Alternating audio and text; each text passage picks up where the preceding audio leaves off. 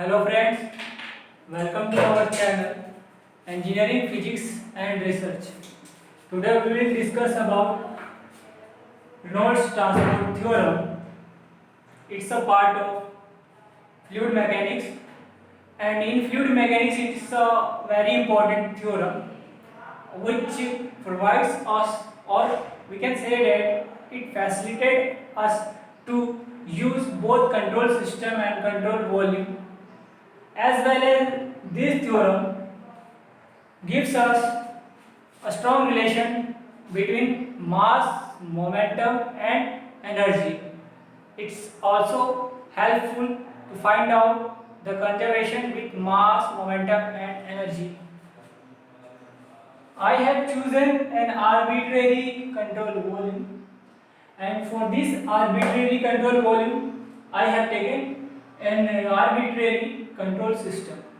This control system is flowing through this control volume and leaving this control volume at second end. I have divided this control volume and control system in three parts: first, second and third. First and second part comprises control volume, and the remaining first and third makes the part of control volume. So B is the property of fluid. Beta represents specific property. Then property of fluid divided per unit mass known as beta. Shall we start our derivation? I am taking two scenarios. First one is when control volume and control system both are coinciding with each other, and another scenario when control system leaves the control volume at t plus delta t. Now property control system at time t will equal to property control volume at time t at time t when both are coinciding. After t plus delta t, scenario will become different. Control system is made up of two parts, first and second, so I have to write down both.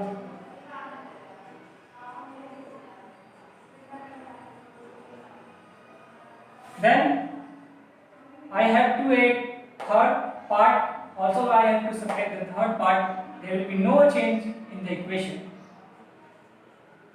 B first, t plus delta t plus b2 t plus delta t plus b3t plus delta t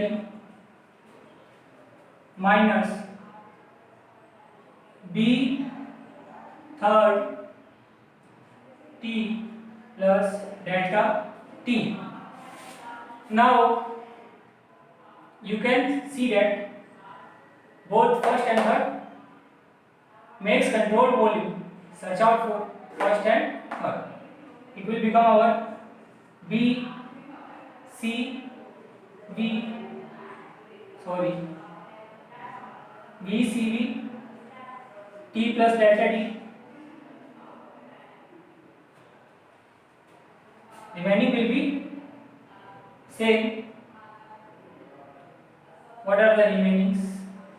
B second t plus delta t minus b third t plus delta t.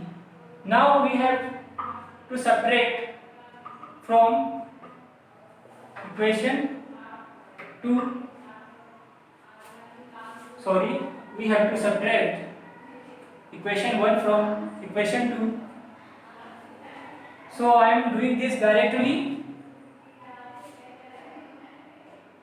B CS t plus delta t minus BCS t. Also I am dividing the equation on both the sides by delta t. It will take little bit time to minimize the simplification. VCV as well as V2 V3 minus VCVT. So it will become VCVT plus delta T minus VCVT divided by delta T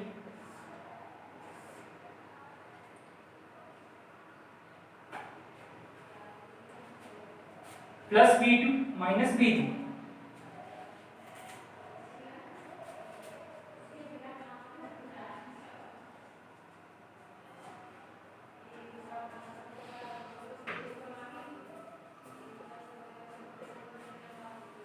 Finally, we will get this.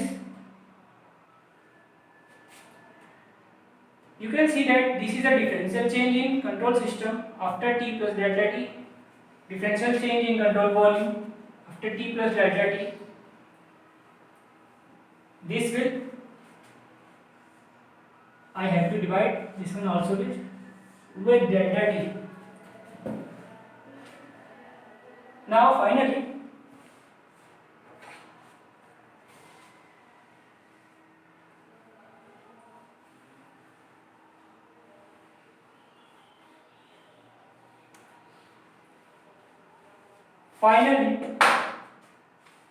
it will become the differential change. It will become the differential change for control system. This will become the differential change for control volume. Remaining can be written same as it is after making some changes. Here you can notice V2 T plus delta T. We can say that property equals to specific property times mass. We can replace V2 with beta. It's a second part, so second part is moving outward, so we can write it out, m out delta T minus moving inwards, third part is moving inward, so we have to take this beta in m in delta T. This is our final Reynolds transport theorem, and we can also simplify it further.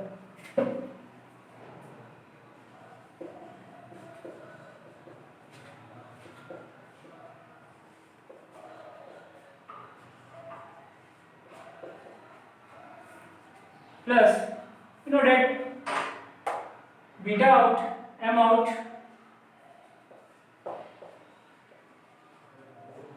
delta T m out minus beta in m in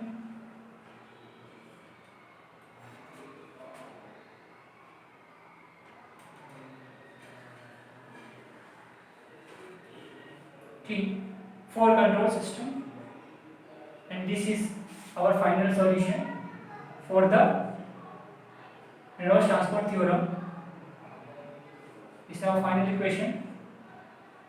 As you can see, dV by dt, Cs equals to dV by dt is control volume plus, and this, all these terms are representing the mass flow rate for control system.